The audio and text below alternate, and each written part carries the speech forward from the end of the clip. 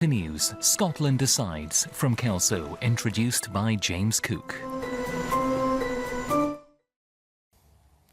Welcome to the referendum debate. Still 7 months to go, but the campaign is heating up. David Cameron has asked people around the UK to pick up the phone and urge friends and family in Scotland to vote no. Now the arguments are raging over the pound in Europe, with accusations of bluff, bluster and bullying. What do the voters make of it all? We've come to the borders to see which questions people here want answered.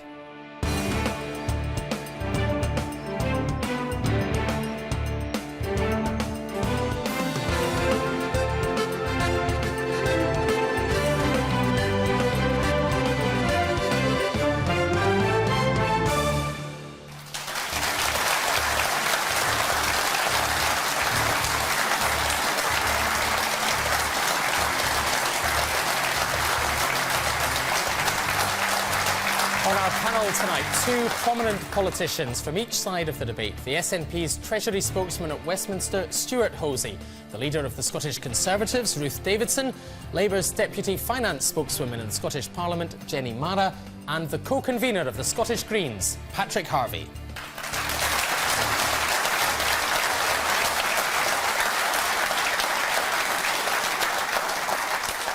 Tonight, we're in Kelso.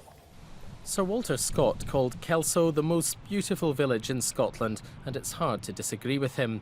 The town sits prettily on the banks of the Tweed, a river famous for marking the division of two ancient nations. Here, the idea of a border is not an abstract one.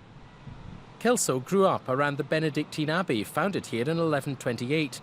In the centuries that followed, both church and town suffered from repeated English invasions.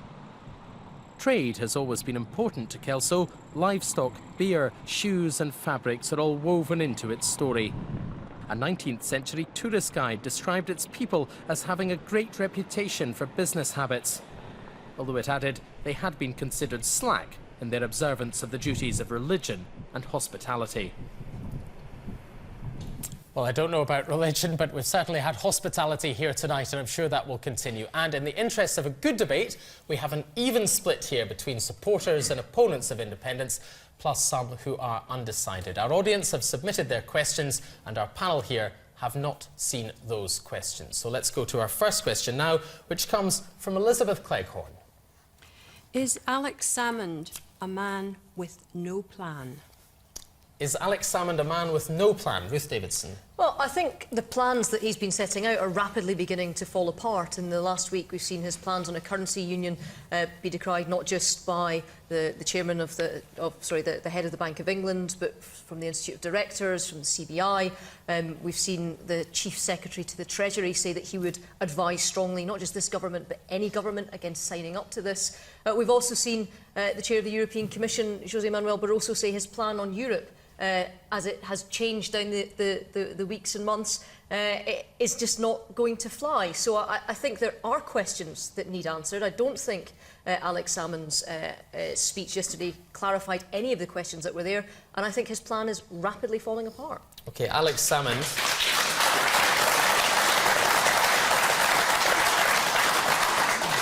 Alex Salmond, of course, talking a lot about currency this week in response to the views of the Chancellor of the Exchequer, and indeed the people who've suggested he has no plan include the Prime Minister. Patrick Harvie, you have a different view on currency. Mr Salmond wants to share the pound in a formal currency union. You disagree. Why?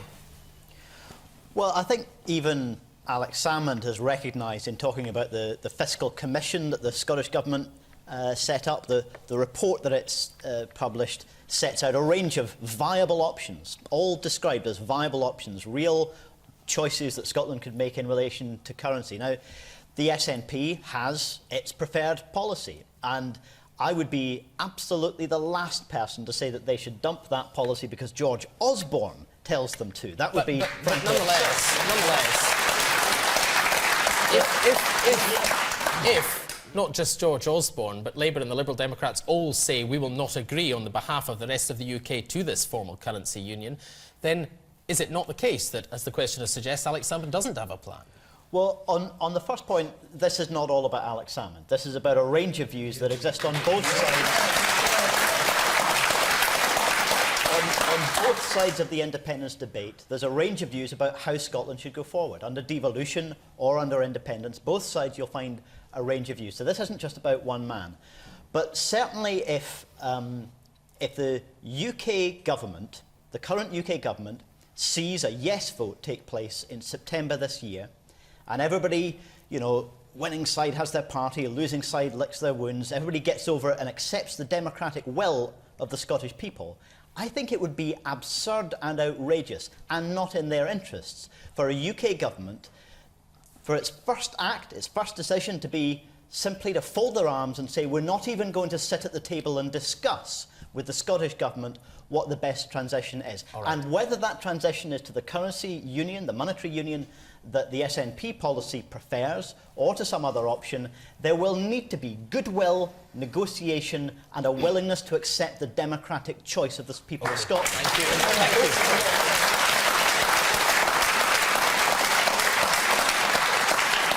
you. Yes, sir.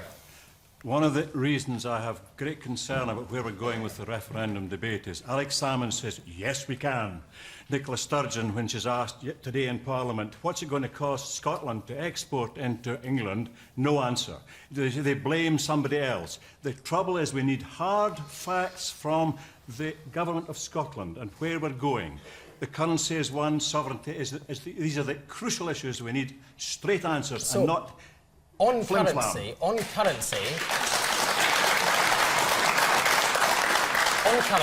what do you want to know from Stuart Hosey? Well, I'm a farmer and I farm here in the Scottish side of the border. All my lamb go down to England. And if we talk about the currency cost of England exporting to Scotland, I want to know what it's going to cost me to send my lamb and my beef down to England. No answers. You didn't answer the question. You can give an answer for 500 million for England coming into Scotland. Why can't you tell us what it's going to cost us to go down the other way? How much will it cost them? It will cost exactly the same as it costs today because it makes sense to have a formal currency union. And the reason I say that is the answer George Osborne didn't give when he came to Scotland. The answer he didn't give when he ran away from journalists. He refuses to say how much it will cost in balance of trade terms, how much it will cost to English business if we were somehow impossibly forced out of sterling. And the reason I'm so certain that we will have sterling, there'll be a formal currency union, is not just because it makes sense for Scotland, not just because it makes sense for you, because it makes sense for everybody across this island. We want independence. We want Scotland to take its own political decisions. But we keep the trade, we keep the social union, we keep the common travel area, and we keep the currency precisely because it is in everybody's best interests.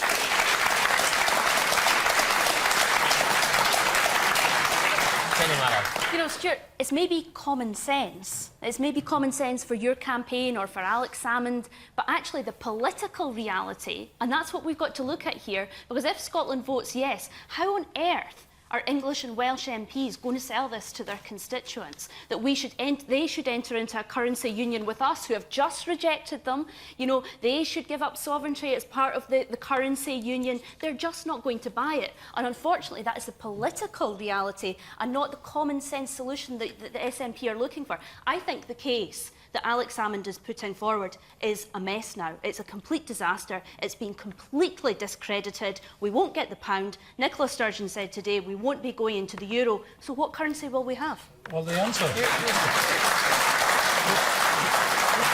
you suggesting, Stuart Hosey, are you suggesting, as I think you did a minute ago, it is impossible that a currency union is rejected, a formal currency union? No, I'm saying that having looked at every single one of the currency options for an independent Scotland, as Patrick pointed out, many of which are perfectly viable, the conclusion was that the formal currency union is in everybody's best interests. And it's interesting, Jenny talks about political realities. The business reality is fascinating. Todd's Murray, the consultant firm, said they called on the UK government to rethink its opposition to a currency union because business understands this makes sense. And I think when the pressure comes on George Osborne from English business as well as from Scottish business to stop playing politics and start having meaningful talks, then we'll get the answer, which is in everyone's best interest.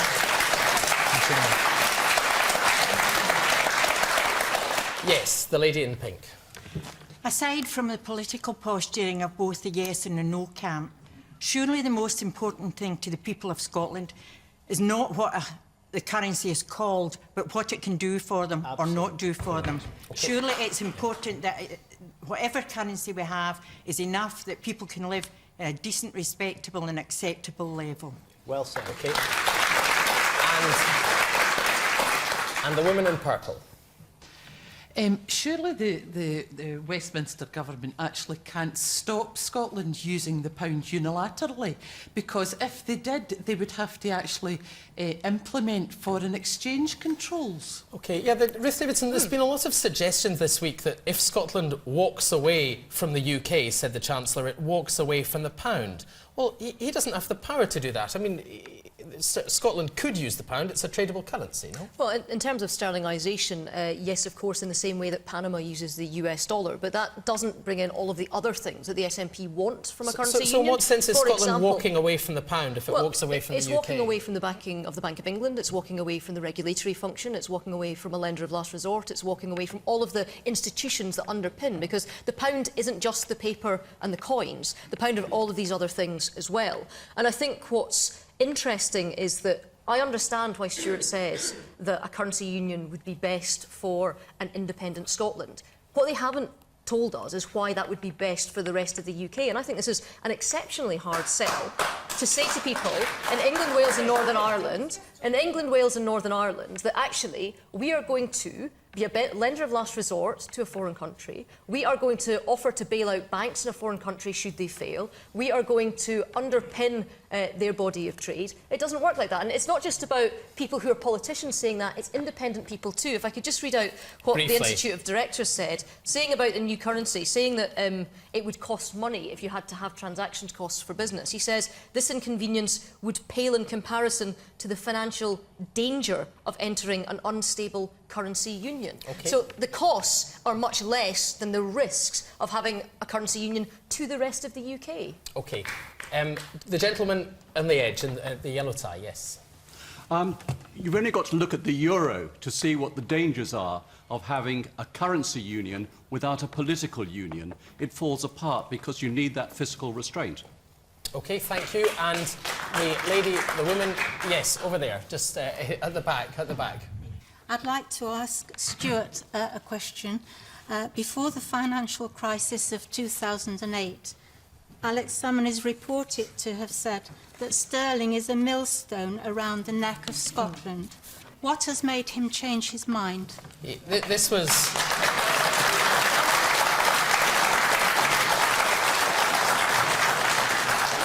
This was a speech to the Centre for European Policy Studies on, to be fair, slightly earlier than that, but it was before the crash, the 9th of November 1999. Sterling said Alex Salmond was a millstone round Scotland's neck. Now, we understand the circumstances of the euro have changed. Why have the circumstances of sterling changed? Why is it now the right thing for Scotland?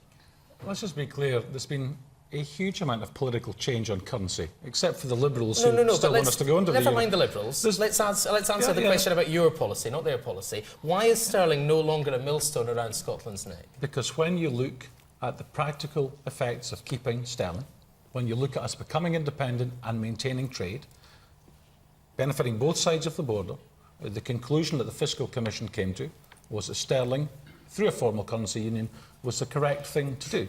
And it also answers the gentleman who asked the question with the yellow tie about the Eurozone and about stability. The difficulties in the Eurozone didn't happen because there wasn't political union. It happened because productivity between Greece and Germany was absolutely miserable. Scottish and English productivity is almost identical. But the point you make about stability is essential, which is why the Fiscal Commission proposed the stability mechanisms to ensure there is no undue risk taken on either side of the border by the taxpayers in England or the taxpayers in Scotland, to make sure that both countries work to within certain tolerances on debt and deficit so that the currency union actually functions properly and in a stable way. Sure, I need to And challenge that's the you. answer to that. No, I need to challenge that, because the trade argument that the SNP is running doesn't actually add up, because the rest of the UK shares 20% of its trade with America and 40% of its trade with Europe, but only 10% of its trade with Scotland. Nobody's suggesting we should be in a currency union with the dollar. Nobody's suggesting that we should be in a currency union with the euro. So your trade argument just doesn't add up, Stuart. OK, hang on. I want to come to Patrick Harvey. I mean, Patrick Harvey, the pound, in your view, is a millstone around Scotland's neck, isn't it? I've never used that phrase. No, but it's the logic of your argument. I agree with the Fiscal Commission when it says that a separate Scottish currency would give us the maximum economic flexibility to a Scottish government to make economic choices. To get to what the lady in the third row talked about an economy that serves the well-being of all our people, rather than serving the interests of bankers. I'm voting yes because I want different economic policy than I think is likely to materialise from the UK.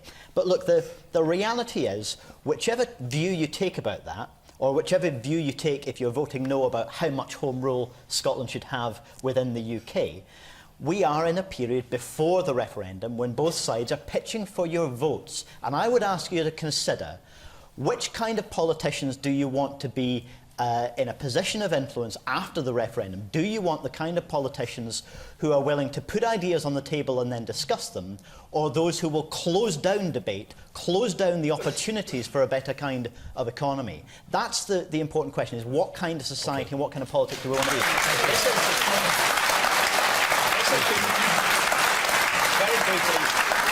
Very briefly also, this has been a bit of a roll of the dice from George Osborne. He doesn't know whether this will successfully scare people or actually anger people about the attitude. But the real roll of the dice is, it actually puts the no parties on a difficult spot, because Ruth and Jenny will have to decide, if the people of Scotland decide to vote yes to independence, what is their preferred currency option for Scotland if they're ruling out this one? Let's ask Jenny Maddox.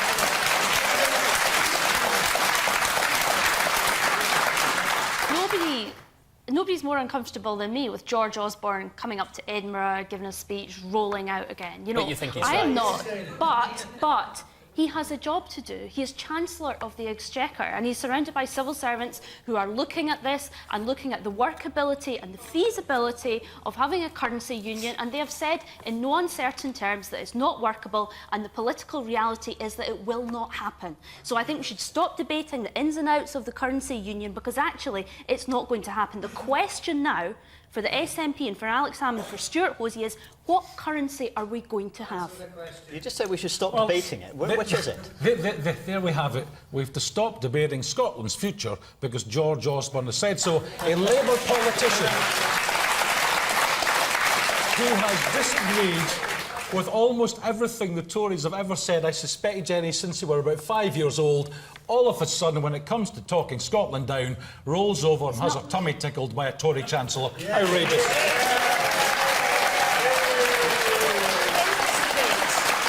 Yes, hang on, people have said that they want information. In this debate, people have said that they want facts and information. And if the Chief Secretary of the Treasury has told not just this government, but all parties down south, that he could not, in all good conscience, recommend to any government of the rest of the UK that should go into a currency union, it is incumbent upon any member of that government to tell the people of Scotland that that is the advice that they've been given. It's about putting information on the table. We'll take a few more points and then we'll move on, because there are other issues than currency. Yes, sir, in the middle. What would be the consequences of simply having a new currency for an independent Scotland? OK, that's a very big question to introduce at this late stage of this subject, but we'll see if we can answer it in a minute. Down the front, all of you have your hands up. Let's start at the edge. Yes.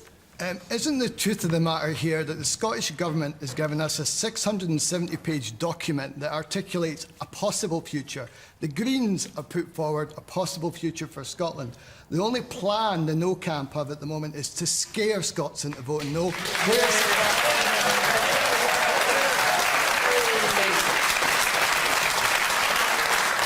And yes, the woman in purple. Ruth Davison was saying that we really want to see all the cards on the table, which we do. Now, according to Alex Salmond, as quoted today in the papers, he has given us his best plan. How do we know it's his best plan if we don't know what the others are? OK, Stuart Hosey, very briefly. Let's be very brief. I think the question at the front here was really important. There is a plan from the Scottish Government and from the Yes side. It's a white paper with all of the other material which has been provided. What we don't have is a plan A from the No people about what happens in the event of a no vote. So I want them to explain to you today, when are they going to cut £4 billion from Scotland's budget? Why are Labour MPs not even turning up to Labour's conference, so angry that there might even be a little more devolution? The Scottish Government's plan for independence is published. We're discussing it in detail. It's the right thing to do. There is precisely nothing from the No camp to explain what they're going to do to Scotland in the event of a no vote. All right.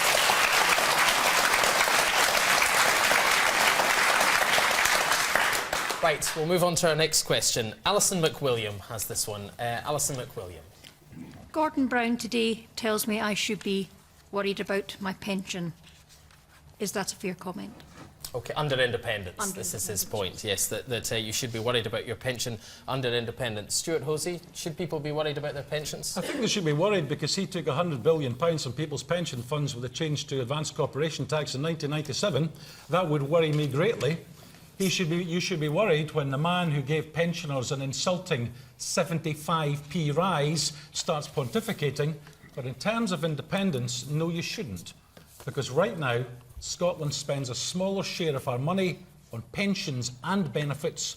We are better placed to meet our obligations in the future than we are as part of the UK, and I very much look forward to the proper consideration of how we increase pensions, how we keep the pension credit, how we actually have a pension age that matches life expectancy in Scotland, rather than be dragged down this route by George Osborne, which is clearly failing and is going to impoverish pensioners in years to come.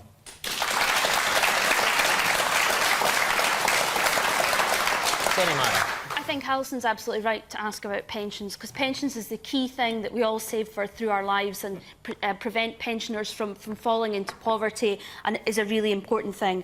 I think being part of a larger pension pot of 60 million people is a much better plan than being part of a smaller pension pot of 5 million people. I think when you look at some of the advances we've made, the pension credits, which have lifted so many pensions out of poverty, the pension protection fund, I think we need to look at all these measures, but look at our pensions in that wider economy of 60 million people. I think it would be a risk if we don't even know what currency we're going to be using in an independent Scotland, which is what we've learnt this weekend. How can we be sure about our pensions? I think it's a safer option to stay. OK, yes, in the middle, in the pink shirt. Is it not a case that Scotland's got a growing and ageing population, and what we've been given by Alex Salmond is not a plan A or a plan McB, but a plan McMe? All right, thank you. Yes. Is it true the recent story in the newspapers about Ian Duncan Smith actually is talking about privatising the state pension down in England and Wales at the moment? Ruth Davidson? Well, no, and I think what we've also seen from the coalition government with the triple lock is in the last budget we saw the biggest rise ever in the state pension. What is the triple lock? It means that it's really got to simply, rise. Please. No, it's got to rise either by inflation or by wages or by... Basically, so it's got to go up by What's the third? 2.5%. 2.5%. So thank you, Stuart. Okay. Whichever is the highest, so it always goes up. So it was more than £5 a week it went up by the last time, which is the biggest ever single rise. But for me, when it comes to contributing to a state pension, if everybody is paying in and contributing, you know, I want to make sure that a pensioner in Cardiff gets the same amount as a pensioner in Kirkcaldy. That's what being all one country is. And I like the fact that we've got security right across the nation. But I don't think we should confuse the state pension with pension schemes, whether they're work schemes or they're local authority schemes or whatever. And if people here are quite rightly confused sometimes by the politicians going at it hammer and tongs, let's listen to the independents in this. Let's listen to the Institute of Chartered Accountants for Scotland. They're the people who know. They asked a huge number of questions of the Scottish Government of what their proposals were under an independent Scotland. They pointed out big issues of hundreds of millions of pounds of holes, black holes in pension schemes because of European law and cross-border schemes and how you wouldn't be allowed them. The SNP didn't answer those questions, so ICAS, that same institute, had to come back and say, look, these are all the questions you haven't answered. And for the sake of everybody in this country that wants to go forward and know that they will be paid, not just in, you know, whether it's in pounds or in euros or doubloons or groats or whatever, but want to know that there will not be those black holes in their pension pot, then actually I think it's incumbent on Alex Salmond to answer the questions that the accountants are asking. Can you answer mine now then, please? Can you answer my question now? I asked, is it true that Ian Duncan Smith is going to be... Well, what is the story behind it then? Well, I have no idea, but I would say don't always believe everything that you read in the newspapers. Hallelujah. Hallelujah.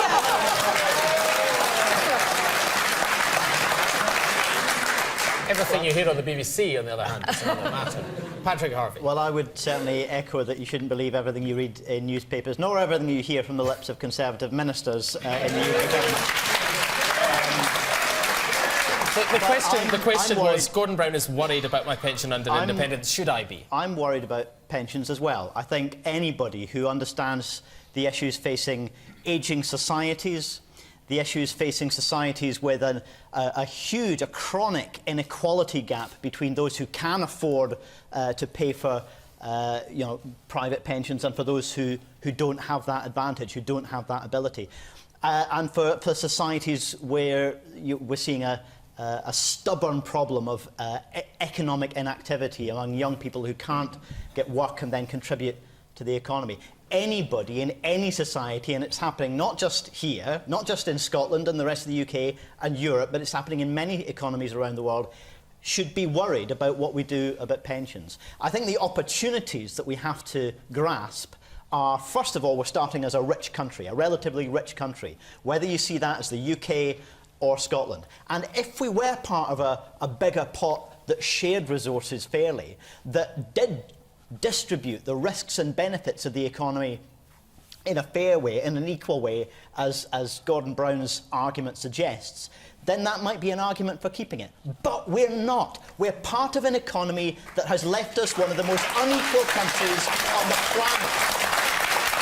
Okay, one of the most unequal countries on the planet. That is not a record of economic success. That's a record of economic failure, and we should ditch it. Yes. Gordon Brown is a Chancellor who dispensed with the 10% tax rate, thus consigning millions of poorest people in Britain to poverty. So he has no position to lecture to the people of Scotland about pensions or anything else. Yes, sir, in the light blue shirt. Why is nobody mentioning the oil? Now, clearly we'd be able to afford our pensions or any other expenses that come in. So why is nobody mentioning it? Okay, the man behind you is shaking his head. It's been around for 40 years. Finding more. Yes, the man behind you, yeah. Thank you. The number of households aged 65 and over in Scotland will increase by 63% over the next 20 years, statistically, to a quarter of the total of the population of Scotland. What would an independent Scotland do to deal with this demographic time bomb? Okay, thank you. And it's worth pointing out that there's been a lot of research published on this in the last couple of weeks. I mean, one paper from David Bell and others suggested that the costs of the state pension would be lower in Scotland for the sad reason that we die earlier. But it did back up your point. Scotland has a relatively smaller working age population than the rest of the UK, and therefore that problem would be exacerbated. Stuart Hosey, isn't that the bigger of those problems? Well, all of these problems are real. All of these challenges are real. But the demographic challenge, I think the IFS described it as shared in common with almost every other country in Western Europe. The trick is, with independence, to have the tools and levers to fix that. If we could create more jobs to keep young Scots here and working, if we could create the opportunities to bring those who've left back, if we could create a different system so those who study here can stay and contribute to our society, if we could bring in the skilled workforce which we need, we could change our demographics ourselves instead of simply drifting into a bigger problem in the future. That's what we need to do. But in the here and now, up until about 2030, our dependency ratio in Scotland is lower than the UK. So we've got the ability now to fund pensions fully, to pay them on time, while we make the changes in other policy areas to fix the underlying problem. And that's the great benefit of independence.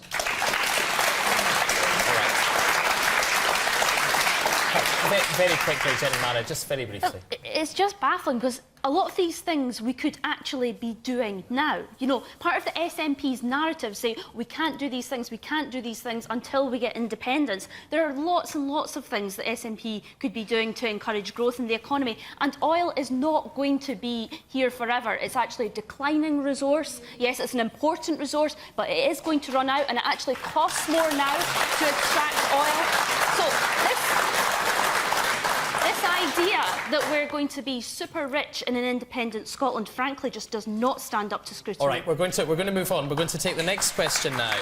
And the next question comes from Stephen Smith. Stephen Smith. If Scotland had a separate immigration policy to the United Kingdom, would that result in border controls? Patrick Harvey.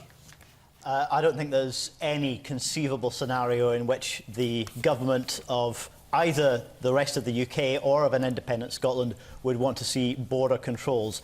And I think we'd be far more likely to see a scenario which is common across the rest of Europe, where countries don't have a sort of island fortress mentality that the UK is sometimes guilty of, but in fact know that a border is a normal thing. It's not a barrier. A border is something across which people live, continue relationships, move, travel, work, cooperate and trade and play. A border can be something that brings people together. It doesn't have to be something that keeps people apart. And that's the case within member states of the EU, which are independent countries, just as much as it can be the case between Scotland and England now within the UK. I regret, actually, that we might not have as much flexibility as I would wish on immigration policy, because I would like to change a great deal about it and have an immigration and an asylum policy which is fundamentally more humane than we have at the moment. But I'm not convinced that a single country can do that unilaterally. I do think that Scotland could be a voice for progressive change within these islands and within the European Union if we chose to. OK.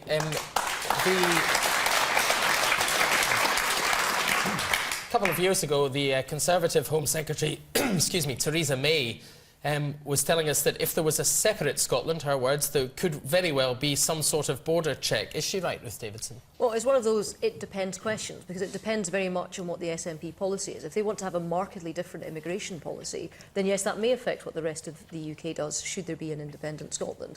There is also a question here about European Union entry, new entrants to the European Union, and José Manuel Barroso has said that Scotland would have to apply, the same as everybody else, have to join Schengen, which is a free movement area, and the UK has an opt-out from that. And one of the deals for Schengen is that you then have to have a border. So it is impossible for anybody on either side of the argument to say so definitively, but there is some doubt about it. It's difficult to see, is it not, Stuart Hosey, how this would work if you had one country in this Schengen agreement, this borderless area, and the other country not in it. Well, given the nature of this island, and goodness knows this is close to the hearts of people here, how would that work? You know, the scare stories just get bigger and bolder by the day. The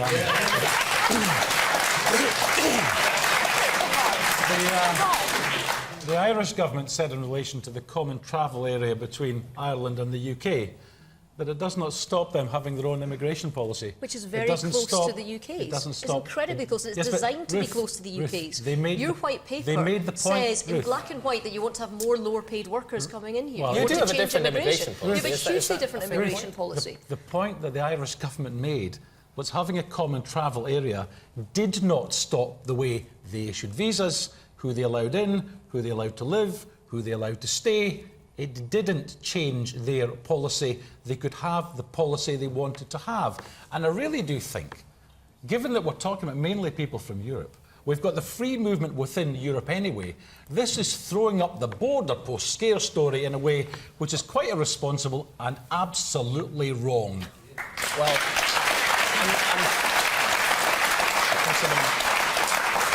I'm quite sure the people of Kelso have something to say about borders, so we'll come down, first of all, yes, sir, in the front row. Thank you very much. Ruth Davidson has twice mentioned what José Barroso has said about the Scots joining the EU. Sir David Edward, the foremost legal brain in Europe, has said that there is no serious impediment to Scotland being part of the EU. I know who I believe. All right, well, let's thank you.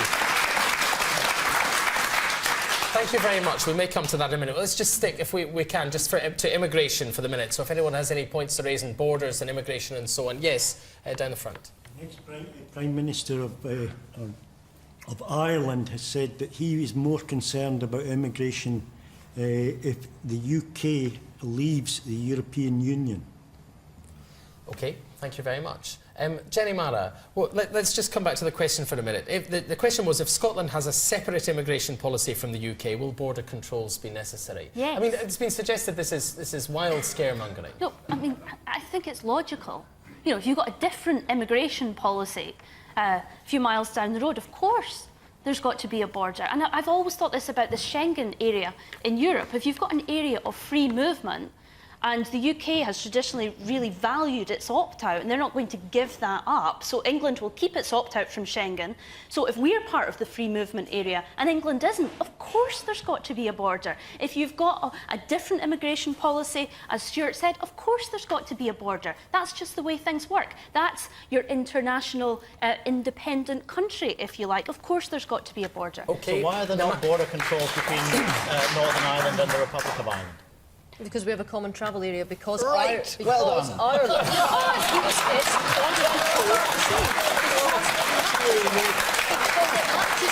And it does it on purpose, and there is agreement, and part of the common travel area agreement is that the immigration way of looking at things are very close, and because they're kept close on purpose, and that allows the common travel area to work. And that's my point. That is my point. This is a bad thing, low-wage economy, as Stuart's saying. Alex Salmond's low-wage economy. You said that. No, I think I didn't mention it's in your white paper. Jenny, neither you nor I will be voting for Alex Salmond's low-wage economy. No, it certainly won't be, but the border might be up by then, Patrick. Sorry, can we just get some clarity on this? This is really important. Ruth, you think Dublin and London can come to an agreement where they have different policies at the moment in a common travel arrangement, but because London and Edinburgh... very, very close. But London and Edinburgh Your can't... stated position is that you want it to be hugely and Edinburgh different. Can't come to an agreement because of the intransigence of Westminster politicians. Is that really what you're saying? Is that really what you're saying? What I've said and what I continue to say is that the common travel area works and is agreed because the agreement is that it's very close to each other. What you're proposing is, in order to plug the pensions gap... No, I'm looking at your white paper. It's in your white paper, in black and white. You want to reduce the wages that people have as a minimum barrier to come in. You want to increase the number of low-paid workers coming to Scotland. You want to increase immigration in an independent Scotland. That is a hugely divergent tack from what the UK government is doing. So what's UK immigration just now compared to Scottish? How much divergent would it be? Well, that's the question that you're having to propose and to answer, you because don't know it's the in your white paper. All right. At the moment, we do have the same immigration policy because we're one country, and I want to keep us one country. Okay, thank you. And that's what I'm trying to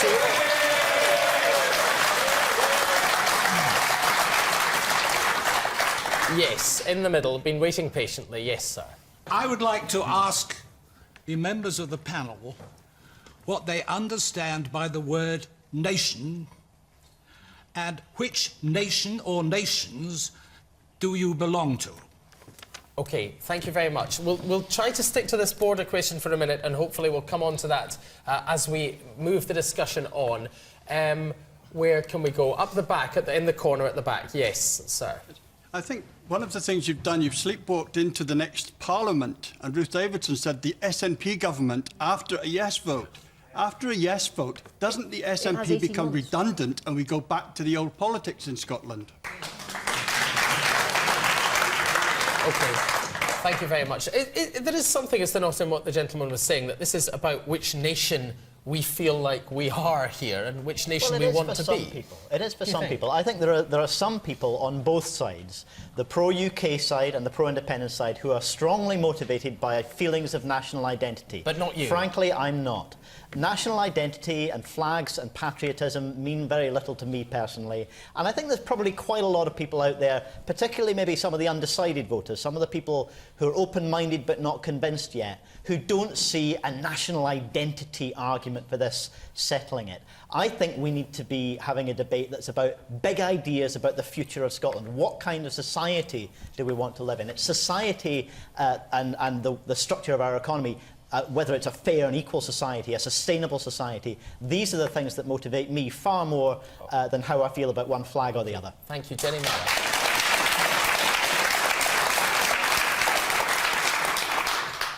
a nation is a common culture. It's people you feel an affinity with, you feel you have a common identity. And for me, my nation is Scotland. But I think that as part of this organisation, of part of the United Kingdom, it's actually an ideal scenario. Because I think if I was given a blank piece of paper now to draw up arrangements for our country, I think I might draw them up the way they are now. We actually share important institutions and share the risk and opportunity of common defence, of common intelligence, of a stronger economy with our neighbours on the same island that we live on and as part of the European Union. But we have the powers here in the Scottish Parliament to make decisions, and I want to make a lot more radical decisions to improve people's lives in Scotland in health and education, and we have those powers in the Scottish Parliament. I want to see us using them better. But that would...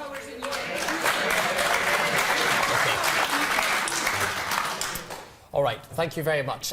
Don't forget, you can join tonight's debate on Twitter using the BBC IndieRef hashtag. And if you want to come and take part in a future programme, we'll be in Kirkcaldy in Fife on the 18th of March. And then on the 15th of April, we'll be in Kirkwall in Orkney. So to apply, you can join the audience. You can apply by going to the BBC website and searching for Referendum Debate. You can also email us this evening at newsonlinescotland@bbc.co.uk or text us on 80295 and we will publish a selection of your comments on the BBC Scotland News website. Let's go on to the next question now from Catherine Cotter. Much has been said about an independent Scotland emulating the Scandinavian welfare model. Will our taxes need to be increased to pay for it? Stuart Hosey, will our taxes need to be increased if we have the Scandinavian welfare model? No, there's no requirement. Well, hang on, is that because we're not having the Scandinavian welfare model? I mean, we should establish whether we're having it first. I think the key thing is there's lots of visions of independence being bandied about, but right now we can fund everything we do with the tax we have, because Scotland's fiscal position... We're running a deficit. Scotland's fiscal position is stronger than the UK's and has been for 32 years. That's important. So we can fund everything we do, and we continue to have a better fiscal position than that of the UK. That's been the case for over 3 decades. For over 3 decades. Now, if we want to do more, I hope we can grow the economy in a sustainable way. I hope we can export more and try and create 100,000 new jobs. I hope we can do things with corporation tax, not just to create tens of thousands of new jobs, but to grow GDP that way. There's lots of things I'd love to see done in terms of social provision. Lots of things I'd love to see done. But my key concern is to grow the economy, grow it in a sustainable way, not to put individuals' tax up, and make sure we have a balanced recovery and a balanced society.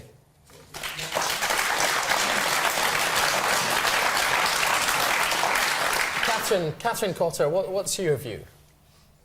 I'm just not convinced, I'm sorry. Why is that? I think that a lot of the policies that you seem to be gearing towards, like the childcare policy, and what we already have, I just can't see it being sustainable. And the Scandinavian countries that you refer to a lot in your white paper have some of the highest tax rate in the world. And the reason why they have the highest tax rate in the world is they've got this wonderful welfare system.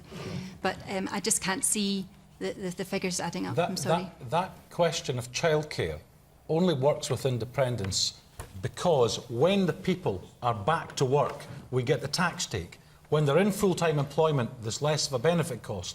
So the income we're saving and the tax we're generating through more people being in work actually pays for our policy. And the reason we can't do it now is because we don't have control of the taxes and we don't have control of welfare policy. Yes, up the back with your hand up on the edge. Yes, sir. Scotland has the very worst childcare in the UK because the SNP refused to do anything about it. You mentioned corporation tax. If we look at the white paper, the only tax change I was able to see was corporation tax. The SNP want us to believe that welfare can be improved, pensions can be improved by cutting taxes. Joseph Stiglitz, who's a member of Alex Salmond's hand-picked fiscal commission, said it absolutely will not work. And this chap's got he's a Nobel laureate. You're the Treasury spokesman. You tell us your version. OK, we'll take a couple more and then we'll come back. Yes. Could I just mention free personal care? We're very lucky in Scotland because we've got free personal care for over 65s, keeping people in the community and, you know, residential homes and things. But what's happened recently is they've changed the welfare benefits for people, and, you know, with the cuts that there is, it's affecting, you know, with the bedroom tax is really affecting people that can't afford to eat, or to, you know, you either eat or you have electricity. You can't do both. And we see that in the borders as well, which, you know, is quite a big location. So, you know, why do we have to have this welfare reform from Westminster? OK, thank you very much. Yes. Mr. Hosey been going on about creating all these hundreds of thousands of jobs, but he's very conveniently forgetting that by doing away with Faslane and doing away with all the Air Force bases in Scotland, you will end up by losing tens of thousands of jobs. So how are you going to replace those? Right, thank you. Let's just, for a minute, try to stick to taxes. I mean, the lady has a point, does she not, Ruth Davidson? If we're going to compare what an independent Scotland might look like with what we have at the moment, isn't that a pretty bleak vision of what we have at the moment with these concerns the lady was talking about? Well, I think we have to get in proportion what we're talking about in terms of taxation and spending. And I think, you know, Stuart doesn't like us to mention that in the last 10 years, for every single year of the last 10 years, the welfare spend in Scotland has been more than the entire tax take from the entire North Sea, from all of that oil. Because we do have more spending north of the border here per head of population. And it's right that we do, because we've got a disparate geography, because we've got an ageing population. But that's one of the benefits. It can't be entirely right. It can't be entirely right, because the Conservative government, the Conservative Liberal Democrat government, is committed to cutting it. Cutting what? The welfare bill. Well, we want to cut down, for example, the housing benefit bill on the grounds that we spend more in this country on housing benefit than we spend for the Army and Navy combined. Well, it's either entirely right or it's not. Well. I mean, you know, either this welfare spend's entirely right or it's not. I'm saying the fact that we get more in Scotland in welfare spending per head of population is right, because we have a disparate geography, because we have an ageing population, and that's one of the strengths of being part of a united kingdom. It's that, you know, the people in greatest need get the most money. All right, Patrick Harvey. Well, this in many ways does, as a previous questioner suggested, get into what kind of government, what kind of policy would we have in place after the 2016 election? What kind of independent government would the Scots choose? And from me, you would not be hearing an advocate of cuts to corporation tax, giveaways to big business. Well, let's be clear. Would you be hearing that you would agree that taxes would need to be increased to pay for a Scandinavian-style welfare model? Is that what you're in favour of? Personally, I think that there would be people who have to pay... I should be paying more tax. Anybody on the salary of an MSP or an MP should be paying more tax. I'm sure you could write them a cheque. Send it to the revenue. I do give away quite a lot, but I think I should be paying more tax. But the questioner talks about you know, a kind of Scandinavian model as though there's a single set of answers. I don't think there's a single set of answers from the Scandinavian countries that we can import wholesale. I do think there are a really exciting range of lessons to learn about how to build a more equal society, how to build a society that cares for one another, where people looking after one another is more important than people competing with one another. And yes, many of the countries that you're talking about there do pay more tax and get a better welfare state and are happy with that deal. Let's recognise what's happened to the welfare state in this country over the last decades, over 30 years. We've seen the right, and some media voices as well, systematically undermine the social solidarity, the empathy that a welfare state depends on. One of the most exciting things that we could do with independence is recapture the idea of what a welfare state is all about and put that into practice.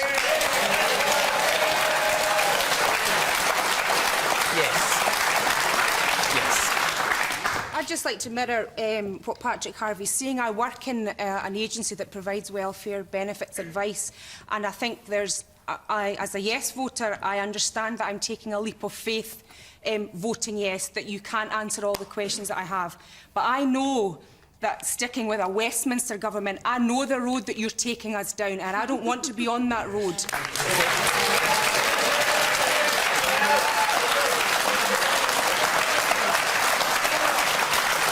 Yes. Behind you, just behind you. Oh, right. Yeah.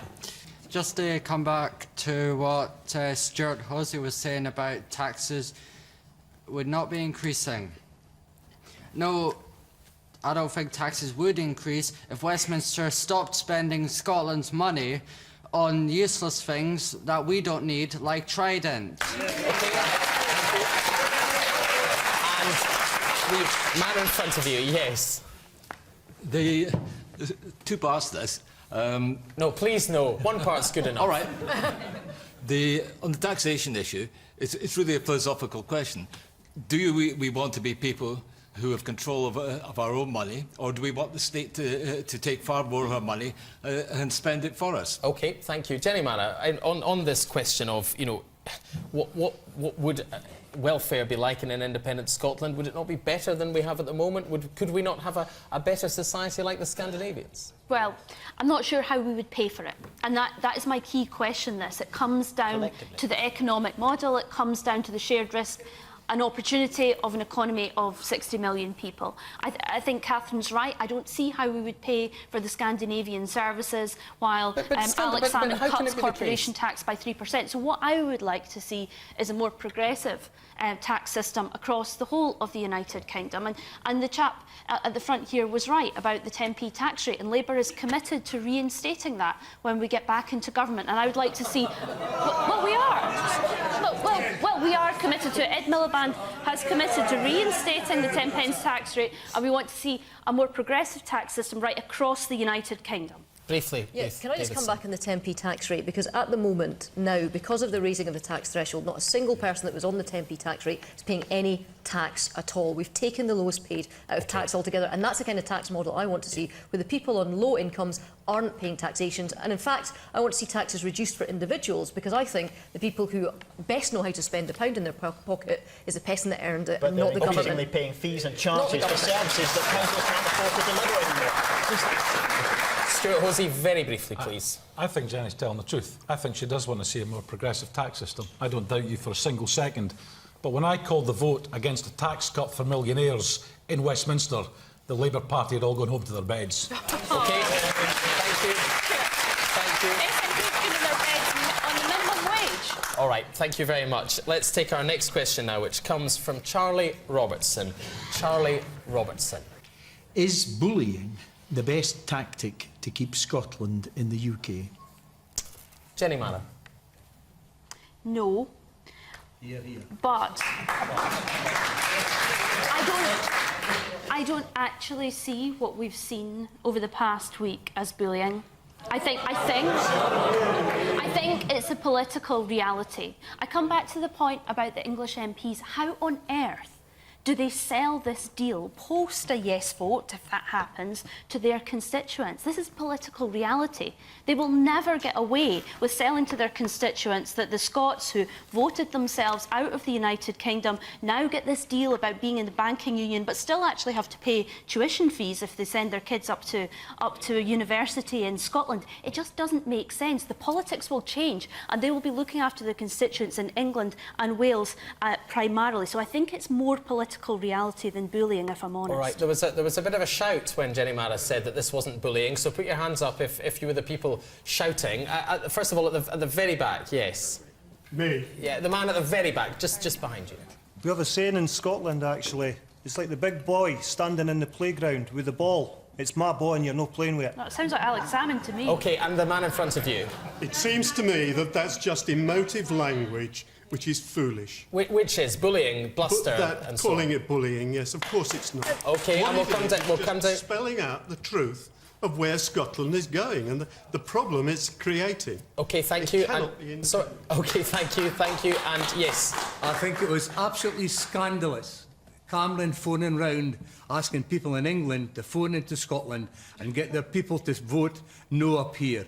Absolutely scandalous. Why? Why is that? Why? It's up to the people in Scotland. How do they know down in England what's happening in Scotland? Somebody down in Bournemouth doesn't know what's happening in Kelso. Okay. So a phone number, absolutely scandalous. What about someone in Berwick-upon-Tweed? They're running scared, that's what's wrong with them. All right, thank you. Yes. Yes. Instead of bullying, what I would like to see is a coherent, consistent vision from the No campaign for what they want to do with Scotland. I'm just not hearing that.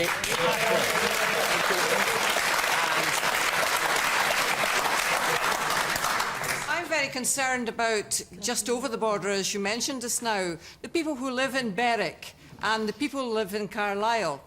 I mean, is that bullying that surely we have to continue living with these people? They are part of us in the borders. It's known as the borders. They're on both sides. Stuart Hosey, you know, why divide these people? That's absolutely the key point. One and the same people living the other side of a border. You get on now, you need to get on in the future. So can we stop having English Tory MPs turning up in Edinburgh to bully the Scots and to poison the relationships between Scotland and England? I'll come to you in 1 second. Yes. Yeah. My mother was English. She came from Northumberland. I still meet with my relatives down there, and they know my politics. They don't care. They just don't care if Scotland goes independent or not. Thank you very much. Ruth Davidson, the people of England don't care. Well, I think that the bullying question, if I come to that first, and I'll get on to the rest of the UK later. I mean, I think what we've seen is Alex Salmond say, I want to break up Britain, and once we've broken up, I want the rest of the UK to give us a currency union, to back our banks to be our banker of last resort, to do lots of other things, and I want the EU to give in to all of my demands. And then when people have turned round from the EU after being told by Alex Salmond what's in the EU's best interests, or turned round from the rest of the UK after being told by Alex Salmond what's in the rest of the UK's interests and said, actually that might not be in our best interest, he's turned round and said, you're all a bunch of bullies. And I'm not sure that actually that's the best way to conduct this debate at all. And if I could pick up the question here about the rest of the UK and this gentleman here. Very quickly. You know, I think it is important, and we've seen in other referendums in other countries like in Quebec and Canada, that for people in the rest of the UK who do care about Scotland, who don't want Scotland to leave the rest of the UK, if they've got friends and family here, to pick up the phone and say, do you know what? You might not feel valued, but we value you. We want Scotland to stay. I think that's a positive message. Patrick Harvey, the question was, is bullying the best tactic to keep Scotland in the UK? Well, I think, like some others, I think it might be a good idea to avoid that kind of language. Even if people feel that George Osborne's intervention was not constructive, and I would say it was not constructive, I would like to see in the future, and I hope everybody on both sides would like to see the relationship between Scotland and the rest of the UK being one of neighbours, of friends, who trade, who play, who work together, who live together in friendship, but who have also the confidence when it comes to their own affairs to run them for themselves. Now, that's my vision. That's devolution. Well, in a sentence, I want to put this. We're running out of time, Patrick Harvey. Everybody can agree on whether you support devolution or independence. We're running out of time. But No, over the next Patrick 7 months, Harvey, you're going to see worse language than this. Thank you. Better of all your politicians on both sides than that kind of language. One sentence. Stuart Hosey, you literally have one sentence here. Is bullying, is suggesting that the other side are bullies a constructive tactic? One sentence. It's a legitimate thing to do if it's true. At least David Cameron love bombed from the safety of the East End of London. Cameron was bang out of order. Thank you very much. Right. I'm very sorry to those of you we didn't get a chance to come to there. Our hour is up, and if you want to join our audience, we'll be travelling around Scotland. Next month in Kirkcaldy on the 18th of March, the following month in Kirkwall on the 15th of April. To take part, just search the internet for BBC Referendum Debate. Thanks very much indeed to everyone on our panel tonight, and from the audience to Thomas and Kelso. Good night.